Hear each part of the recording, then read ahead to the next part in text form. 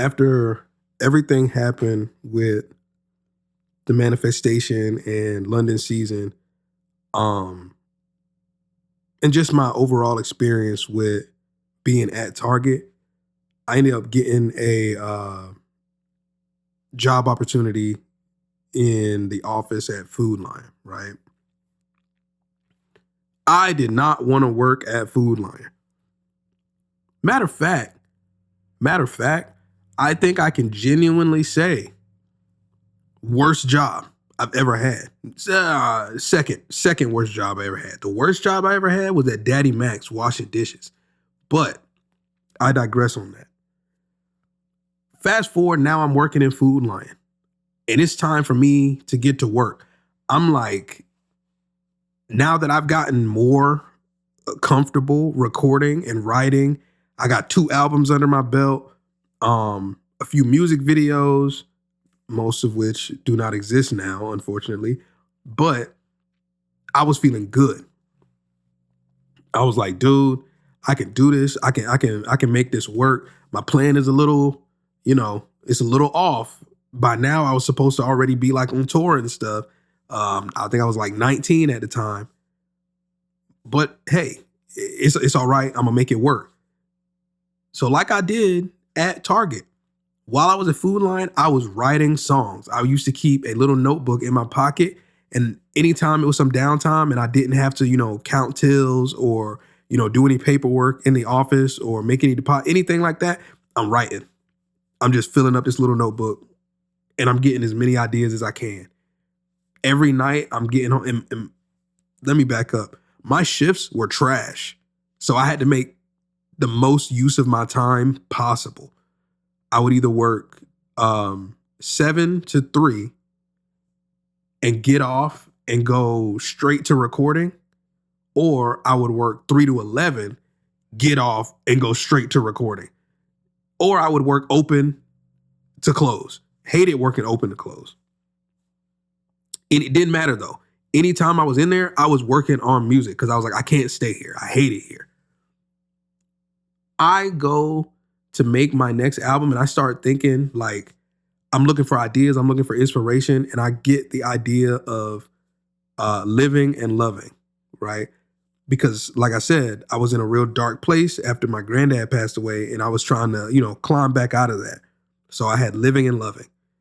And I wish I could find the picture, but I distinctly remember talking to Diero back in 2015 when I dropped this album, because another major artist had put up like a banner and it said living and loving. And I was like, they're going to think I copied this album.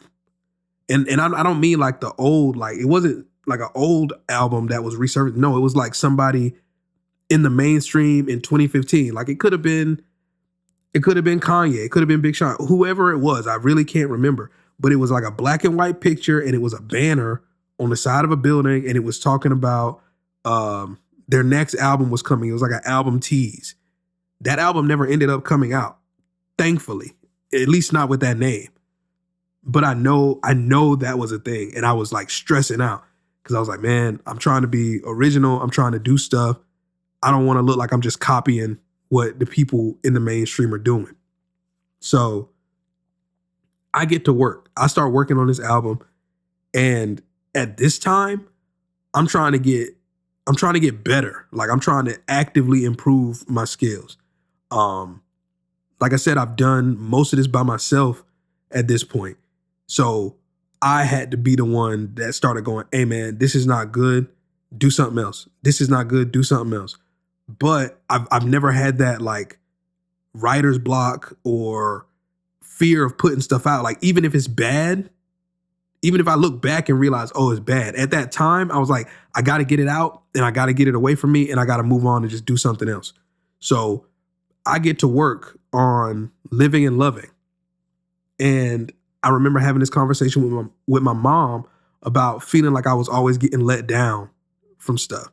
And I started this little saying that we still use now, just no expectations, right? And I ended up making the No Expectations mixtape. while I was working on the Living and Loving album. And then I got the idea, oh, I'm going to make my first double disc album.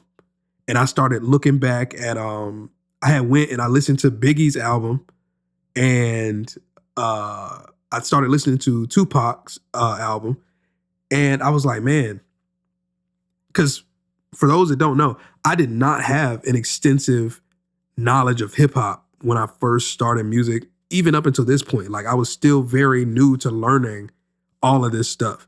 So but I always loved learning. I'm like a history buff, history, science, biology, all of it. I just love it. I just love learning about all of it.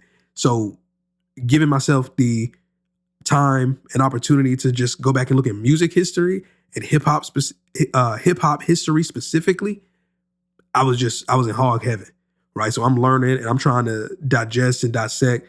And when you listen to the album, you see I have a All Eyes on Me and All Eyes on Her, I think it is, on the Living and Loving double album. So you see a lot of the influence from Biggie and Pac then, because I was going back and I was listening, I was learning, I was taking notes essentially.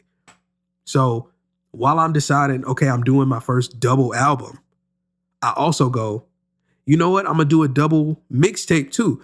So I was working on basically 4 projects at the same time while I was working on Living and Loving.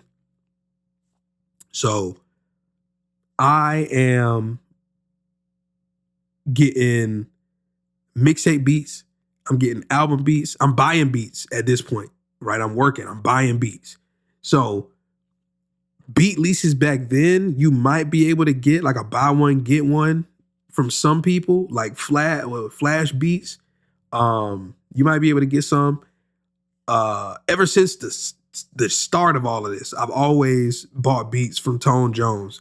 If you don't know, Tone Jones, Grammy winning.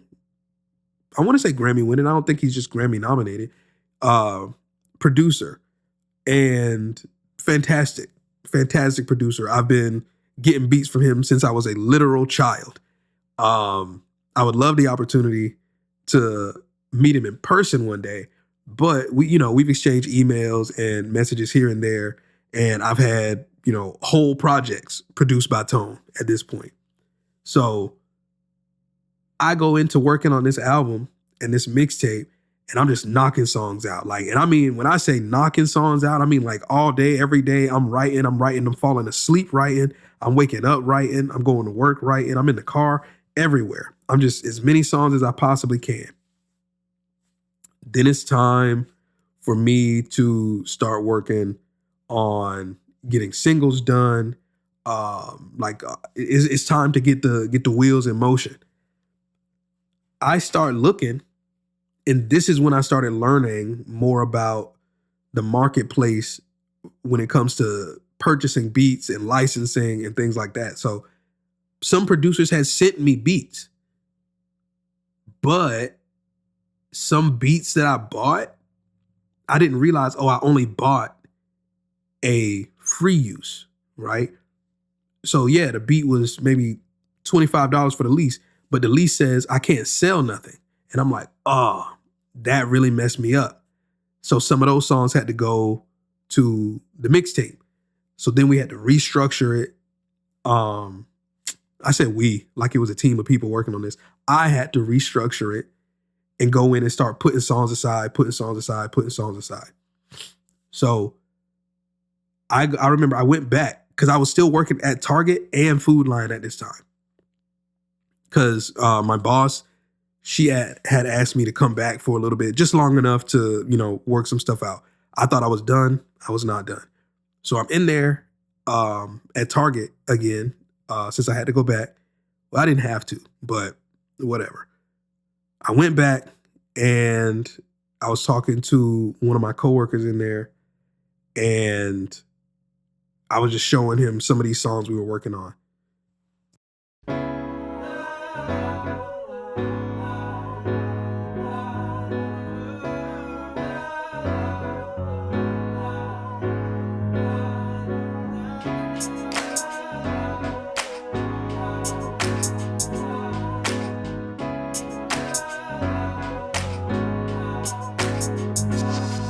take it back, way back to when we first met. Before we started joking around with the Baytex. And you was quiet, I was quiet, wasn't nothing wrecked. And you had me thinking I was gonna wife next. But then you showed me I was foolish, I was dumb, right? You was shining, I was blinded, didn't need the sight. I would come when you called, make it alright. Now I'm finally seeing you in your true light. But just imagine how things could have happened differently. How we could be chilling, playing around joyfully. Have an empire, we would be royalty. But you got some problems with your loyalty. It's boiling down, it's coming down, it's all shook up. Borderline thoughts on my mind, they all shook up. Play the field, not in the sports, my time took up. I want you, but I don't, I'm not trying to hook up. Can we take it back to when it began? And try to see if we can be more than friends. I know that I tried time and time and again, hoping it would all work out in the end. Can we take it back to when it began? And try to see if we can be more than friends. I know that I tried time and time and again, hoping it would all work out in the end. Baby, could you imagine? Just imagine that we were on an island. You sipped juice and your glass was the finest. I bowed down and addressed you as your highness. Built a runway just so you can show your flyness. I'm reminiscing on memories that do not exist. Put them to paper, get a beat and make a profit. I tell the world there's no shame. I got played like 2K on Hall of Fame. The funny part of all this is that I'm still trying. Funniest of all is the things I'm still buying. Stupidest of all is I know when she lying. And man, I'm about to fall, but this dummy keep climbing. I keep climbing like I'm gonna make it somewhere. Barking up a tree when them dudes already marked there. Man, oh man, I don't drink, but I'm drunk off the thoughts that you bring. Can we take it back to when it began? And try to see if we can be more than friends. I know that I tried time and time and again, hoping it would all work out in the end. Can we take it back to when it began? And try to see if we can be more than friends. I know that I tried time and time and again, hoping it would all work out in the end. I'm backing away, taking a seat. It's time that I start focusing on me and what I could be and where I could see and everything that God has planned for me. I'm backing away, I'm taking a seat.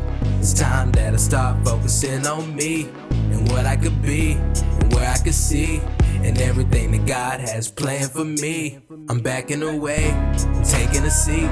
It's time that I start focusing on me and what I could be and where I could see and everything that God has planned for me. I'm backing away, I'm taking a seat.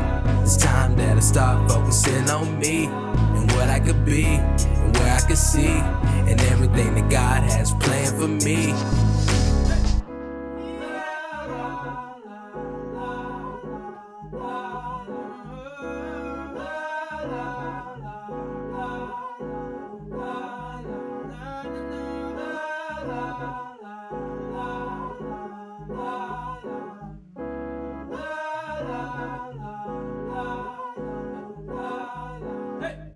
He said, "Oh yeah, not too bad."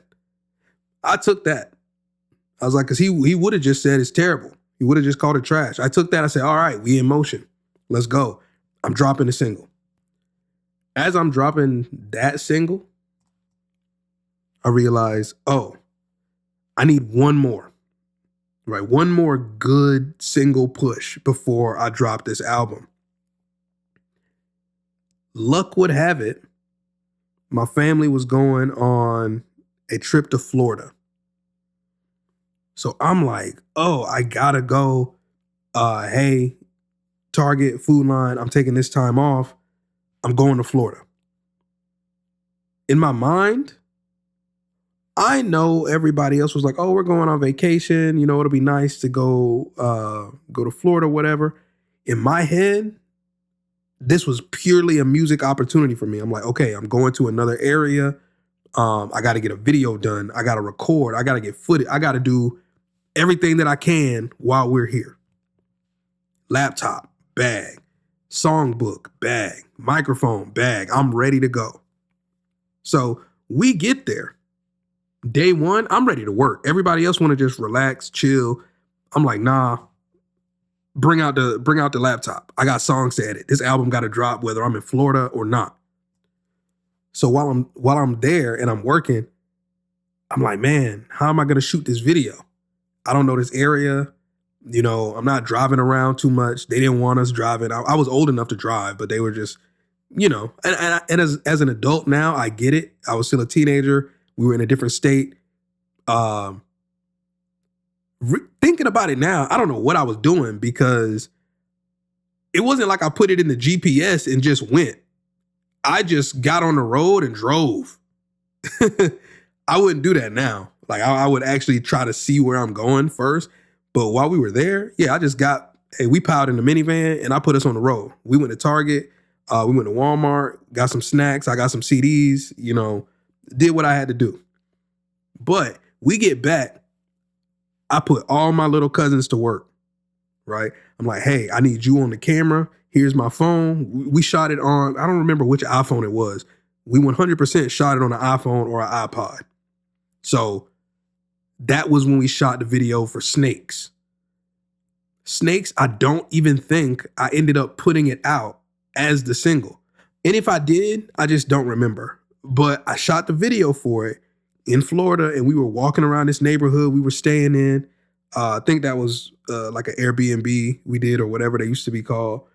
Walked around this neighborhood, got some video footage of the area, got me performing for the thing, for the video. Looking back again, video was trash.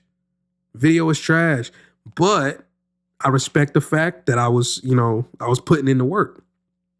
I was like, oh, I can't miss an opportunity to shoot a video on location in another state. I'm not going to get this chance again for a little bit because I'm going to be at work. So everything back then, it was just music. Nothing else mattered to me more than trying to be successful with the music I was making. Now, looking back again, I don't think I really caught my stride until like 2020, 2021. Mind you, I started in 2008, 2009. So like 12 years before I feel like I actually got good.